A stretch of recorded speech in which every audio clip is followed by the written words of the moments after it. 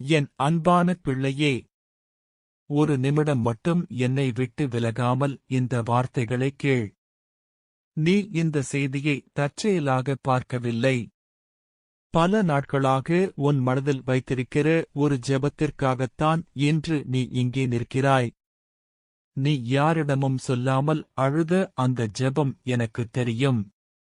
இரவு எல்லோரும் தூங்கிய பிறகு நீ என்னிடம் பேசிய வார்த்தைகள் எனக்குத் தெரியும்.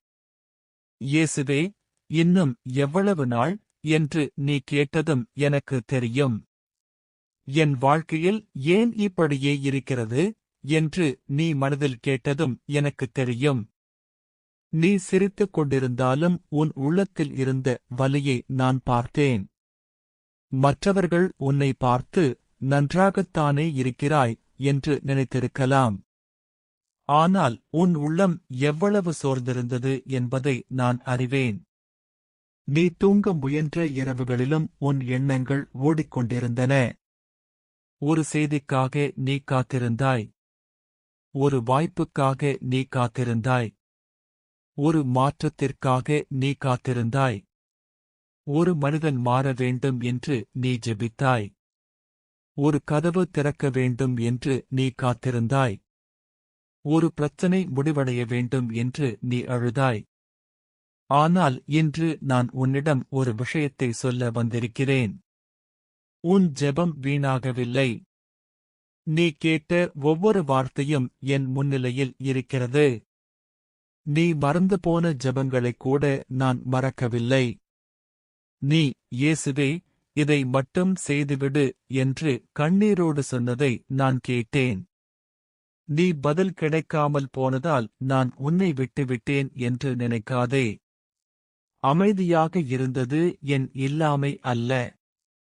சில நேரங்களில் என் அமைதி என் செயலின் தொடக்கம். நீ இப்போது பார்க்காத இடத்தில் நான் வேலை செய்து கொண்டிருக்கிறேன். நீ அறியாத கதவை நான் திறக்கத் தயாராகிக் கொண்டிருக்கிறேன். நீ எதிர்பார்க்காத வழியில் பதிலை கொண்டு வர முடியும்.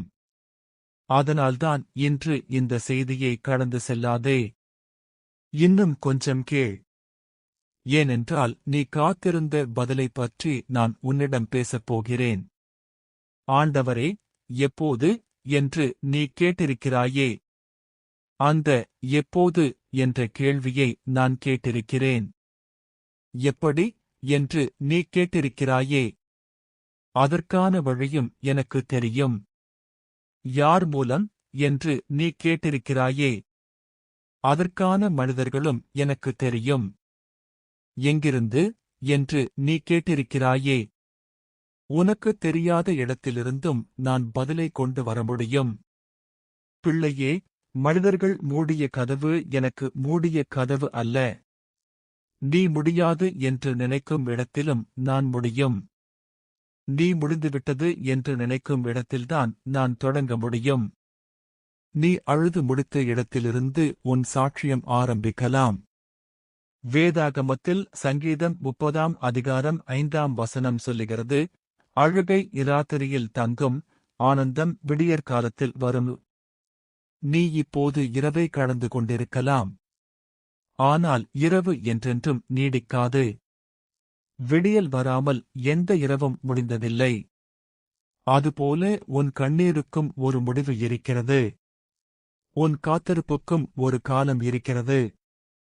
உன் ஜெபத்திற்கும் ஒரு பதில் இருக்கிறது. ஆனால் பிள்ளையே, நான் உனக்கு ஒரு விஷயத்தை சொல்ல வேண்டும். நீ கேட்ட பதிலை மட்டும் எதிர்பார்க்காதே. பதில் வரும் முறையையும் என்னிடம் விட்டுவிடு. ஏனென்றால் நீ கேட்டது ஒரு சிறிய கதவு. ஆனால் நான் உனக்காக பெரிய கதவைத் திறக்கலாம். நீ கேட்டது ஒரு சிறிய உதவி. ஆனால் நான் உன் வாழ்க்கையின் நிலையை மாற்ற முடியும்.